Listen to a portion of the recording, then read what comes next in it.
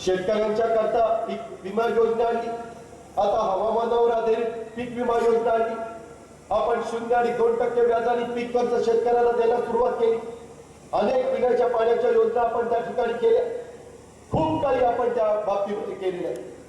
अजूनही जे राहिलेले आहे ते करण्याची धमक आणि ताकद ही निश्चितपणे राष्ट्रवादी काँग्रेसमध्ये, हा पण विश्वास मी या निर्धार मेळाव्याच्या निमित्तानं आपल्याला देऊ इच्छितो. बाबांनो, काही पक्ष येतात आमचं विजन डॉक्युमेंट्स म्हणून सांगतात आणि हे करणार आम्ही ते करणार. अरे तुमच्या हातामध्ये आज कुठला जो काही महानगरपालिका असेल त्याच्याबद्दल बोला. तुमची इतर ठिकाणची जी राज्य होती तिथं काय अवस्था आहे ते सांगा. आज मी पेपरला वाचलं, ज्या येडियुरप्पाला कर्नाटकमध्ये भ्रष्टाचार केला म्हणून त्यांना सरकार त्यांचं घालवावं लागलं, लोकांनी ते घालवलं, त्यांना शिक्षा झाली, ते जेलमध्ये होते, त्याची केस चालू आहे. त्या येडियुरप्पांना भारतीय जनता पक्षाने देशाचं पक्षाचं उपाध्यक्ष करून टाकलं. उपाध्यक्ष, खूप चांगलं काम केलं येडियुरप्पा, तुम्हाला उपाध्यक्ष करून टाकलं. मला वाटतं की अमित शहा होते, नाहीतर ध्यानात बाबाला अध्यक्ष केलं असतं का काय कोणाला. त्याच्याबद्दल भाजपला विचारलं तर भाजप बोलायला तयार नाही. ते म्हणतात ते आमच्या हातात, ते आमचे वरिष्ठ करतात. अशा पद्धतीचं एकंदरीत हे सगळं वातावरण तयार झाले. माझी आपल्याला सगळ्यांना विनंती आहे, ज्यावेळेस आपल्या जवळची व्यक्ती एखाद्या महत्वाच्या पदावर असते, आता पालकमंत्री पद तुमच्याकडे होतं, तुम्हाला एक आधार वाटायचा की काही आपल्यावर संकट आलं तर सुनील तटकरे यांच्या रूपाने आपला प्रतिनिधी महाराष्ट्राच्या मंत्रिमंडळामध्ये, आपला पालकमंत्री आपल्या जीवाभावाचा, आणि त्याच्यामुळं कसल्याही प्रकारची नैसर्गिक संकट आली तर त्याच्यामध्ये तुम्ही डगमगत नव्हता. पण या लोकसभेच्या निवडणुकीच्या निमित्तानं मात्र वेगळा कौल मिळाला. आता तो सगळं अपयश हे आपल्याला उद्याच्या येणाऱ्या विधानसभेच्या निवडणुकीच्या निमित्तानं पुसून टाकायचंय, धुवून टाकायचंय आणि पुन्हा एकदा राज्याला दाखवून द्यायचं की किती ताकदीनं हा रायगड जिल्हा हा राष्ट्रवादी काँग्रेस पार्टीच्या पाठीशी त्या ठिकाणी उभा आहे. त्याच्यामध्ये त्याबद्दल कुठेही तुम्ही कोणी कार्यकर्त्यांनी कमी पडता कामा नये अशी माझी आपल्याला सगळ्यांना आग्रहाची, नम्रतेची, कळकळीची विनंती राहणार आहे. महिलांना समाजामध्ये मान सन्मान प्रतिष्ठा प्राप्त करून देण्याचं काम पवार साहेबांच्या निर्णयातनं झालं. मगाशी आमचे इक्बाल धनसे साहेब बोलले, आजही मुस्लिम समाजामध्ये गरीब वर्ग, मध्यमवर्गीय वर्ग, त्याच्यामध्ये देखील त्या समाजामध्ये मुलं मुली पाहिजे तेवढी शिकत नाही, नोकऱ्या नाही, आणि म्हणून त्यांना आरक्षण देताना आपण 5% आरक्षण दिलं. त्याच्यामध्ये कुठं राजकारण करायचं नव्हतं. 52% आरक्षणाला कुठेही धक्का न लावता, SC, ST, OBC यांना कुठेही धक्का न लावता आपण हे आरक्षण दिलेलं. त्याचाही फायदा माझ्या मुस्लिम समाजातल्या मुलांनी, मुलींनी उठवला पाहिजे. मोठ्या प्रमाणात शिक्षण आता बुद्धिमत्तेचे, गुणवत्तेचे दिवस असल्यामुळे ते घेतलंच पाहिजे. नोकरीमध्ये देखील त्या प्रमाणामध्ये त्यांना सामावून घेतलं जाणार. मराठा समाजामध्ये देखील गरीब वर्ग आहेत, जे श्रीमंत आहेत त्यांना आरक्षणाची काही गरज नाही. त्याला क्रिमिनलची अट आपण लागू केलेली आहे. त्याच्यामुळे त्याच्यातल्या गरीब आणि मध्यमवर्गीयांच्या मुलांना, मुलींना ते आरक्षण 16% मिळेल. आज लिंगायत समाजाच्या मागण्या, आज धनगर समाजाच्या मागण्या, आज आदिवासी समाजाला वाटतं की इतरांना देताना आम्हाला कुठं धक्का लावू नका. त्याच्यामध्ये मातंग समाजाचं पण काही वेगळं मत आहे. महाराष्ट्राच्या कानाकोपऱ्यामध्ये फिरत असताना वेगवेगळे जण आपल्या आपल्या अडीअडचणी सांगत असतात, निवेदनं देत असतात. त्याच्यामध्ये ही पण निवेदनं येतात. त्याबद्दल राष्ट्रवादी काँग्रेस पार्टीची भूमिका काल पवार साहेबांनी प्रेस कॉन्फरन्स घेऊन जाहीर केलेली आहे. त्याच्यामध्ये पण त्यांनी सांगितलं की आदिवासी समाजाला मिळालेल्या 60% आरक्षणाला कुठेही धक्का न लागता धनगर समाजाला त्याच्यात मदत झाली पाहिजे. वास्तविक हा सगळा निर्णय हा केंद्र सरकारच्या अखत्यारीत आहे. पार्लमेंट त्याच्याबद्दलचा निर्णय घेणार. आपण फक्त इतकं शिफारस करायची. ती शिफारस करत असताना जसं या 2 समाजाचा निर्णय घेतला त्यावेळेस इतरांना कुणाला धक्का लागला नाही, इतरांची कुणाची नाराजी आपण ठेवली नाही. त्याच पद्धतीचं याही बाबतीमध्ये आपण काम करू पाहतोय. ही गोष्ट देखील कार्यकर्त्यांनी ध्यानामध्ये ठेवली पाहिजे.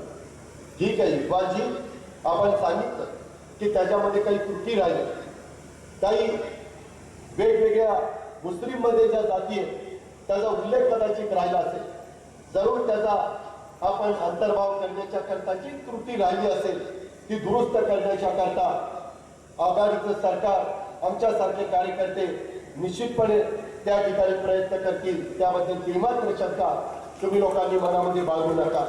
पण इथून पुढच्या काळामध्ये अनेक महत्वाचे हे सगळे प्रश्न सोडवायचे असताना, गेले 15 वर्ष कारभार करत असताना अनेक महत्वाचे निर्णय आम्ही घेतले, आमची बदनामी केली.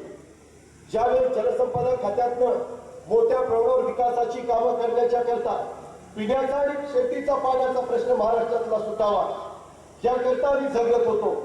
परंतु विरोधकांनी आमच्यावर त्या ठिकाणी राळ उठवण्याचं काम केलं आणि सांगितलं की इथं भ्रष्टाचार झाला, SIT नाही, माझ्यावरची काय नाही. त्यांनी अहवाल दिला, त्याच्यातल्या 22 पैकी 20 शिफारसी लागू केल्या, त्याच्यामध्ये आम्हा लोकांना क्लीन चिट मिळाली. पण बदनामी तर झाली, लोकांना त्या ठिकाणी नेहमी पेपरबाजी झाली. 70,000 कोटीचा घोटाळा म्हणून सांगायचे. शेवटी समाजामध्ये राजकारणामध्ये काम करत असताना आम्हाला पण कुठेतरी भावना असतात, वेदना होतात. चांगलं काम करत असताना, सकाळपासून लोकांचे प्रश्न सोडवत असताना जर अशा पद्धतीनं बिनबुडाचे आरोप झाले आणि त्याच्यातनं आपली प्रतिमा बलीन करण्याचा जाणीवपूर्वक प्रयत्न काहींनी केला आणि हा प्रयत्न होत असताना काहींनी त्याला खतपाणी घालण्याचा प्रयत्न केला, तर ते कधी माझ्यासारख्या कार्यकर्त्याला हे पटत नाही, ते मान्य होत नाही. आज इथून पुढच्या काळामध्ये जात असताना आम्ही देखील त्यांना सांगतो की बाबा कुठं काय झालं होतं, का तुम्ही बदनामी केली, का तुम्ही जनतेची दिशाभूल केली. खोटं बोलायचं परंतु रेटून बोलायचं असं काही राजकीय पक्षांचं काम चाललेलं असतं आणि ते काम ते सोपस्करित्या निवडणुका जवळ आल्यानंतर तशा पद्धतीचं वातावरण तयार करण्याचा प्रयत्न करतात. लोकांच्या मध्ये संभ्रमावस्था निर्माण करायची, गैरसमज निर्माण करायचे. प्रत्येक शेवटच्या माणसापर्यंत आम्ही पोहोचू शकत नाही. शेवटी आमचा कार्यकर्ता पोहोचला तरच त्याच्यात आमच्यासारख्या कार्यकर्त्याला यश मिळत असतं. आणि म्हणून या बाबतीमध्ये राष्ट्रवादी काँग्रेस पार्टीच्या कार्यकर्त्यांनी अधिक तत्पर राहण्याची गरज आहे. अशा प्रकारची माझी आपल्याला सगळ्यांना आग्रहाची, नम्रतेची, कळकळीची विनंती. या निवडणुकीच्या काळामध्ये पावसाचे दिवस आहे, गणरायाचं आगमन होतं. उद्याच्याला गोकुळ अष्टमी झाल्यानंतर गणरायाचं आगमन, 10 दिवस आपण त्या गडबडीत राहणार. त्याच्यानंतर नवरात्र, त्याच्यानंतर दसरा आणि दसऱ्याच्या नंतर आणि दिवाळीच्या आधी माझा अंदाज आहे की विधानसभेचं मतदान त्या काळामध्ये घेईल. 2 ऑक्टोबरला काहीतरी दसरा आहे आणि 22 ऑक्टोबरला दिवाळी. त्या मधल्या 15-17च्या दरम्यान मतदान आपल्या महाराष्ट्रातलं येण्याची दाट शक्यता आहे. हा माझा अंदाज आहे, मला कोणी सांगितलेलं नाहीये, मी काही ज्योतिषी नाहीये. त्याच्यामुळं अजित पवार असं कसं म्हणला 15 तारखेला येणार, काय ह्याला पेपर फुटला का काय, काही फुटलं नाही, काही नाही. माझ्या कार्यकर्त्याला मी आपला अंदाज त्या ठिकाणी व्यक्त करतोय. माझी तुम्हाला विनंती आहे, त्याच्यामुळं स्वतःचं काही घरचं काम असेल, प्रचाराच्या वेळेस संध्याकाळच्या सभा सगळ्या ठिकाणी होतील असा दावा माझा नाहीये. कदाचित सभा असेल आणि त्याच दिवशी पाऊस आला तर देखील अडचण येणार. पवार साहेब असतील, भुजबळ साहेब असतील, मी असेल, तटकरे असतील, आर पाटील असतील, सगळेजण प्रचार दौऱ्याच्या निमित्तानं त्या ठिकाणी फिरतील. काहींना स्वतःच्या मतदारसंघामध्ये देखील वेळ द्यावा लागणार आहे. ही पण गोष्ट तुम्ही सगळ्यांनी ध्यानामध्ये घेतली पाहिजे. आणि त्याच्यामुळं या 7 विधानसभा मतदारसंघामध्ये फार बारकाईनं वसंतराव ओसवाल साहेब तुमचं लक्ष असलं पाहिजे. तुम्ही आता 74 वर्षापर्यंत पोहोचताय. खूप मोठे उन्हाळे पावसाळे आमच्यापेक्षा तुम्ही जास्त बघितले. आम्ही वडीलधाऱ्यांचा आदर करतो. आम्ही भारतीय जनता पक्षासारखं करत नाही. भारतीय जनता पक्षाने त्या ठिकाणी अडवाणी साहेबांना कुठे ठेवलं तेच कळत. अडवाणी साहेब रथयात्रा काढून दमले. आता सरकार आलं, आम्हाला वाटलं मुरली मनोहर जोशी अडवाणी साहेबांना चांगली त्या ठिकाणी खातीर मिळतील, परंतु त्यांना सांगितलं वय वर्ष 75च्या पुढे गेलेलं आहे, आता थोडं थांबा. आपल्याला आता 75च्या नंतर काय सांगायचं ते आपण ठरवू नंतर, परंतु सध्या तरी काम आपण सगळ्यांनी करा अशी आमची आग्रहाची, नम्रतेची, कळकळीची विनंती. पण तुम्ही बघा, आज तिथं कोणी बोलायला तयार नाही. अहो एक काळ असा होता, वाजपेयी साहेब आणि अडवाणी साहेब दोघच खासदार फक्त दिल्लीमध्ये निवडून आले, तर दोनच खासदार, दोन वरनं त्यांनी एवढा पल्ला गाठला. परंतु आता अडवाणी साहेबांना पण बरोबर नाहीये, आमचे मुरली मनोहर जोशी साहेब पण नाहीये. शेवटी तो त्यांचा अधिकार आहे, परंतु तो अधिकार असताना जे कानावर येतं ते थोडंसं वेगळं येतं किंवा आता आम्हाला थोडंसं बाजूला ठेवलं. शेवटी कुणी पक्षाला ताकद दिली, कुणी पक्षाला वाढवलं, कुणी कार्यकर्ता उभा केला, कुणी रथयात्रा काढल्या. शेवटी माणसाला काहीतरी वेदना तर होतात आणि त्याच्यामुळं या गोष्टीचा पण साकल्याने सर्वसामान्य माणसाने विचार करण्याची त्या ठिकाणी गरज आहे. नुसतं जितके दिवस तुमचं तब्येत साथ देईल तितकेच दिवस त्यांच्याकडनं काम करून द्यायचं असं नसतं. आपण उतार वयामध्ये देखील तुमची माझी भारतीय संस्कृती आहे. उलट वयस्करांचा जास्त आदर आपण सगळेजण करत असतो, त्यांच्या पुढे आपण नतमस्तक होत असतो, त्यांचा वडिलकीचा सल्ला हा आपण त्या ठिकाणी घेत असतो. हे मात्र आज तिथं पाहायला मिळत नाही. अशा पद्धतीचा हा एकंदरीत कारभार चाललेला आहे. माझी तुम्हाला विनंती आहे, उद्याच्या काळामध्ये तुमचा माझा महाराष्ट्र त्या शाहू फुले आंबेडकरांच्या महाराष्ट्राला एक चांगल्या प्रकारची दिशा देण्याची धमक आणि ताकद ही निश्चितपणे राष्ट्रवादी काँग्रेसमध्ये आहे. आणि त्याकरता अधिकाधिक जागा आता झालेल्या 36 जिल्ह्यामध्ये राष्ट्रवादी काँग्रेस पार्टीच्या निवडून येण्याच्या करता तुम्ही फक्त रायगड जिल्ह्यापुरतं काम करणारे अशाचा भाग नाही.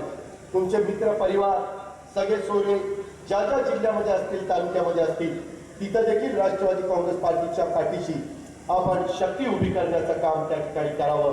हाच निर्धार आजच्या निर्धार मेळाव्याच्या निमित्तानं आपण सगळ्यांनी त्या ठिकाणी करायचा आहे. आणि हा निर्धार करून आपण आपल्या आपल्या घरी जायचंय आणि त्याच्यातून पवार साहेबांना आणि राष्ट्रवादी काँग्रेस पार्टीला दाखवून द्यायचंय की राज्याच्या प्रांताध्यक्ष पदाची जबाबदारी सुनील तटकरेंच्यावर सोपवल्यानंतर हा रायगड जिल्हा संपूर्ण राष्ट्रवादी काँग्रेसमय झाला हे कृतीनं सिद्ध करण्याचं काम येणाऱ्या विधानसभेच्या निवडणुकीच्या निमित्तानं आपण करा, एवढीच आग्रहाची विनंती करतो आणि आपल्या सगळ्यांची रजा घेतो. जय हिंद, जय महाराष्ट्र.